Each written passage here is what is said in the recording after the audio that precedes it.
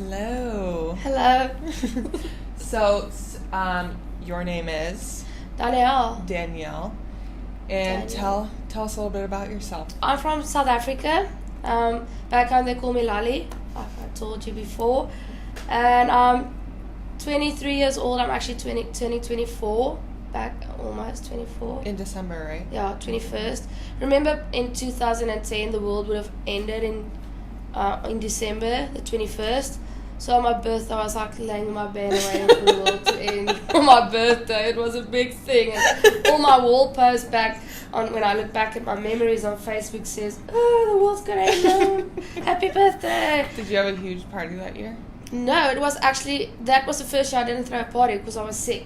I'm a little bit sick now as well, but that I was actually sick, so I was just laying in my bed waiting for the world to end, and it felt like it did because I was really sick. Dramatic. Yeah. And how do we know each other?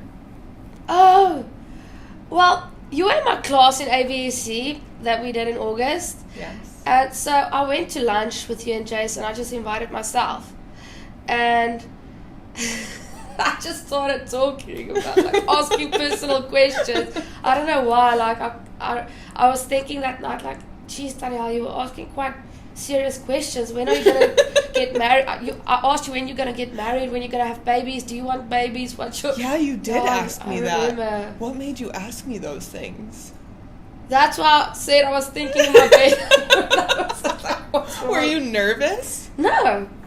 No, that's how you make friends. You just go deep You in. asked them personal questions like when they're gonna have children and get married. Yeah, and obviously you talked back, so he was like, "Oh, I can trust her." So you just said that in the future. But I remember your face was just like speaking 1,000 words when I asked the questions. So you've been living in Vietnam for 6 weeks. 6 weeks, Yeah. and you came from South Africa. Yes. What were you doing there? I was working for Mercedes-Benz. I Okay. don't know if I'm pronouncing it like I should, but Mercedes-Benz. Mercedes-Benz. And for almost 3 years. And then it was just like in a month I decided to come to Vietnam. So it took you 4 weeks, and you planned everything, Yeah, and you just got my packed visa, up. just packed up, broke my mother's heart, and came to Vietnam And you moved here by yourself. by myself. And this is actually the first time ever abroad, like this far from home. So I've never went overseas before. So you're traveling alone. I actually didn't know that this Oh. was your first time abroad. Yeah, like ever. What are some fears that you had going abroad alone? I wasn't scared of anything. Really? No, my fears was the airplane was the biggest. I just wanted to land in Vietnam and now I'm safe. Yeah. And I've always actually learned to not be scared because I didn't have the opportunity to be scared. I always had to be strong. Yeah. So I just knew like this is just not something else to be strong in. Yeah, I wasn't scared of anything. I was so excited. Yeah. What do you mean you've never had the opportunity to be scared? Like I've always had to be strong. So it was my mother, me and my sister most of the time. Okay. I never knew my dad, so it was me and my mother for a while. And then my mother met my sister's dad. Okay. So they got married and for 8 years, and then they divorced. Okay. So it was my mother was a single mom raising us. So it was mostly just me and my mom. And so most of the days I would take care of my sister and stuff, and my mother would be at work. And Yeah. sometimes late at night, me and my sister will be alone at home, and I'll be like 8 years old Oh wow. making food. But like 2-minute noodles was the easiest. Yeah. So making egg and toast was our favorite. So yeah, that was like, and we lived in a scary part because it was a cheap, like I don't know how to call it, they're not so good part of a city or stuff. Yeah. So yeah, and I saw Like a lot low of stuff. low Yeah. income area. So I saw a lot of stuff that I shouldn't have. Yeah. Like I remember this one incident. We were living in it was an apartment, high, and just across from us there was a bottle store. And if you stand on Like a liquor store? yeah, Okay. a bottle store, liquor store. And if you stand on our balcony, you can see the liquor store across. And my sister was playing inside with the dolls, and I was outside playing with my Action Mans. And I remember there's one guy taking a hammer and hit the other guy with the hammer in the face. And I remember there was just people everywhere, and you can hear screaming and stuff, and my sister started to cry, and that was quite intense. And that's something I won't forget, because that was a time that I still feel scared when I think back. Yeah. And how old were you? About 8. 8. Yeah. Is that the last time you've been scared? No, my last time actually was just before I came to Vietnam. What were you scared about? To tell my mother that I'm gay. Yeah. That was scary. Telling her. Wow, yeah. But it was scary, like the disappointment that you can cause. But you were scared to disappoint her. Yeah, that was scary. So, you, before moving to Vietnam, you told your mom that you were gay. Yes. What was that experience like? Okay, I told you I worked for Mercedes-Benz, and something happened. Like, I fell in love with my best friend, and Your obviously best friend, yeah. a girl, and she was straight as a freaking arrow. So it was just like, have your heart broken without her knowing or something. And so I knew I had to tell my mother, because I was like, obviously heartbroken, and a broken heart is like, like, I've never experienced pain like that. Like, I felt I would rather die than experience this pain. Pain because you told her that you loved her, or because you knew that you couldn't love her, or what was the pain from? She knew I was in love with her, and we were not in contact anymore. And so I got my heart broken. Obviously, I just told her how I feel and stuff, and I knew I couldn't. And so I told my mother about it, and that's how it was a 3-year thing. I felt like that for 3 years, but I knew before that as well, my whole life. But they say stuff happen that changes you to become, but I don't think so. Yeah. No, I just think it's in you. Yeah. Yeah, you right. can't help it. If I could change things, trust me, I will, but I can't. I've tried. Change For so things long. as in your sexuality? Yes, you can't. It's Right. impossible. It's impossible. Like, That's- there's so much yeah. more beautiful women than guys. I'm not even gonna... Just can't even... You know what I mean? Like, obviously Yeah. you don't know, but some people understand what I mean by saying this. Yeah. I want to backtrack a little bit. So, you said you've known your whole life. Yes. And you were 23 when you told your mom. Yes, yeah, so 2 weeks before I came. So, where did you get the courage to tell her and kind of set the scene for that? Okay. What that conversation was like? It was 2013. It was still just me and my mom and my sister. We were living on a farm about 20 kilometers out of a town. So it was just us. And my mother was under a lot of stress. Like, she could lose the farm and stuff. So Right. she was under a lot of stress, and she ended up in the hospital for 2 weeks. And the doctor actually told me that they don't know if she's gonna make it. And actually, it wasn't a private hospital, so it wasn't a good hospital. The Right. hospitals back home in South Africa are really bad if it's not a private hospital. People were laying on the floors in the hallways, and to know my mother is in that hospital killed me. Yeah. And she was there 2 weeks, and the one day she was fine, so she recovered. She That's amazing. was almost in a coma. I remember me and my sister walked in on the 4th day, and she couldn't recognize us. She would say, like, "Who are you?" And the doctor explained to me was stress that changes chemicals in your brain. Yeah. And so she got out of the hospital after 2 weeks, and I knew if she died, I would never have told her my biggest secret. Yeah. And my biggest secret is that I was molested when I was 4 Yeah. for about 3 years long, and I never told her that. And I knew if she died, like, who would I ever tell? Yeah. So when she got out about a week after, I told her, like, I had a fright that I would never have the opportunity to tell her. So I did, and that was a big thing. And I don't know if that affected me in any way. Maybe a little. I was always caught up. If what affected you? Being, what happened to me? right. Yeah, what being molested and stuff. I think it made me quite hard towards Yeah. a lot of stuff. Trusting people, but still I've got the, what do you call it? I'm still open to easily towards people. Yeah. Still, after what happened to me, but don't trust men. Like, I've got that thing in my head. Like, I can't trust any man. Yeah. And that happened, and I still haven't told my mother that I'm gay though. So At that point. yeah, that was my biggest secret then. And do you mind me asking, did you know the man? Yeah, I actually know the man. It's actually family member Okay. or step family member. Okay. Yeah. And so yeah, that was one thing, and then that thing happened before Vietnam with my best friend that I lost, and so yeah. and you told your mom this all at one time?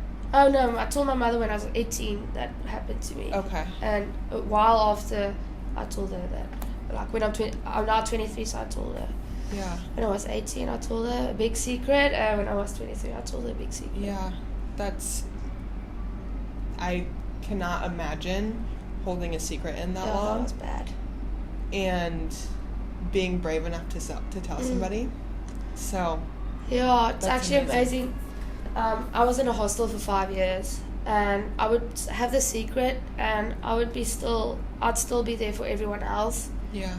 And there would actually come girls in my room, like at 12 at night, crying and just telling me what's bothering them and what's happening with them at home. Yeah, you're like a therapist for the Yeah, girls in your without them hostel. knowing what happened to me, I'd be able to comfort them. Yeah. Because I actually know what it's like to keep something like that. And so I listened, but I never told anyone else. I was Right. never the talker. I was always the listener.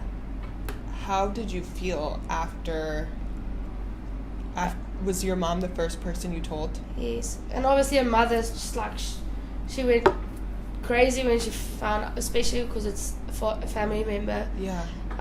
But I told her I don't want to make a big deal. I mean, I've kept this for 14 years.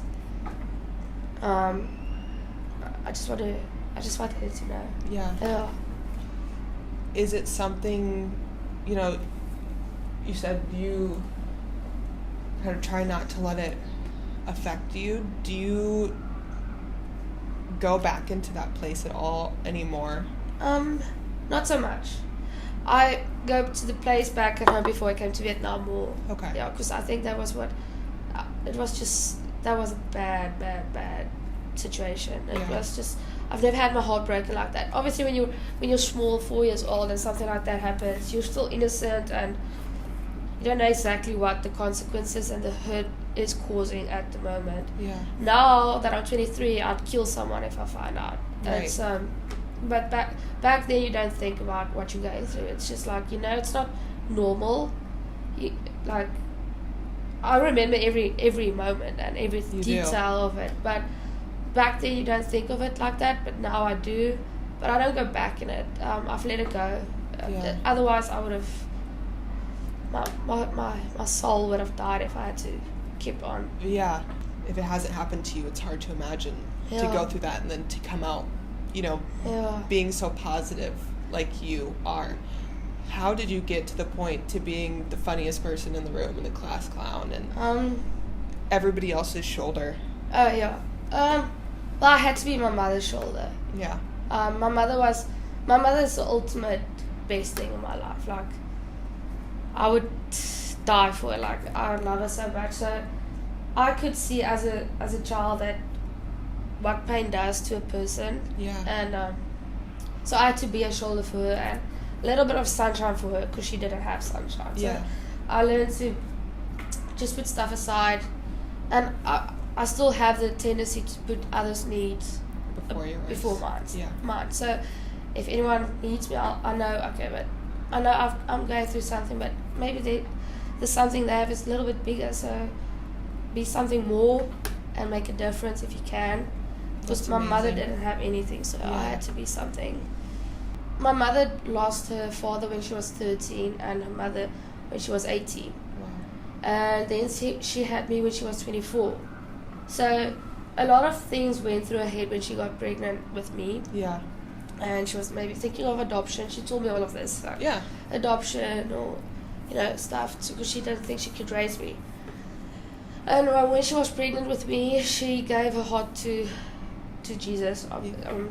Something happened, like a miracle, and then it was just like, she's gonna have me. She's Yeah. gonna keep me. This is a miracle that was given to her, and I was born. Obviously, I'm here, And she was in church when I was 2 months old. And we call it a pastor. Yes. He stopped the whole church for a moment, and he said he's got a feeling about this child in the room. And so he stopped and he picked me up and he said, this child's going to give love wherever she goes. And when he did that, my mother prayed love over me every day. She told me she'd be like randomly just driving and she'd put her hand on me and she just prayed love over me. And love, love, love. She said that's just like my motto, and she prayed it over me so much. And he also told her that there's going to come 2 people in my life that's going to change my life.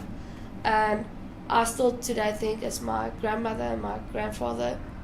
It's not biological, but they adopted me as their grandchild. Yeah. Because when I was 7 months old, my mother went with me to the doctors, and I wouldn't stop crying. And my grandmother, who worked there as a receptionist, saw that. And she picked me up and told my mother she'll take care of me tonight. My mother should go rest. My mother's like, no, she's a crazy woman who's going to take a child. Yeah. She doesn't even know her. And so my mother went to my aunt and them, and she told her about this woman wanting to take me home. And they told her, oh, but it's my mother's best friend. And my mother's dead, so it wasn't best friend. She played golf with her and everything. And so my mother went back and said, you can take Danielle, I know who you are now. And so my grandmother took me in, and I grew up there for most of my life with them. And I still believe it's them, those 2 people. Yeah. They saved me in a lot of ways. That's and my amazing. Right. mother. Right. That's awesome. No, they saved her as well, I think. Because I was like, my mother was close to just collapsing, and she said it's too much. Yeah. So having any help that you can is awesome. Yeah, I think, yeah. So those are the 2 people. I still believe it. Yeah. Still know it. So you're living authentically here. Yeah, and it's actually so hard to get someone if you're gay. Like, I'm on Tinder just for interest's sake. Let me just go into that a little. Just for interest's sake. And I just get swipes from guys. I don't want swipes from guys. Can't you set it to like only getting swipes from girls? No, but actually, I don't want love. I need to grow love for myself first. But even back home, I told my mother I don't want a relationship.